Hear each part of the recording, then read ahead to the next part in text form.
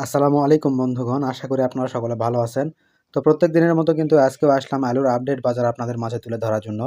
তো আমার পেজটিতে যারা নতুন অবশ্যই পেজটি ফলো দিবেন। পেজটিতে কিন্তু প্রত্যেকদিন আলুর যে আপডেট বাজার সেটা কিন্তু তুলে ধরা হয়, যেটা কৃষক পর্যায়ে বেচাকেনা হয় সেটাই কিন্তু তুলে ধরা হয়।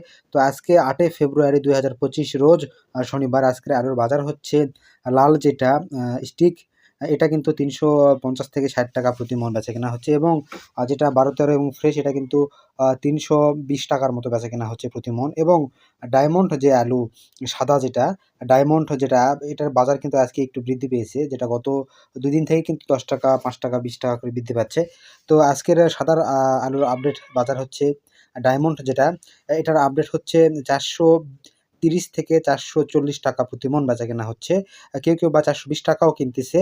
তো এটাই হচ্ছে আজকের সর্বশেষ বাজার। এবং সানশাইন এবং মিউজিক আলু আজকে কিন্তু বাজার ৳৩৮০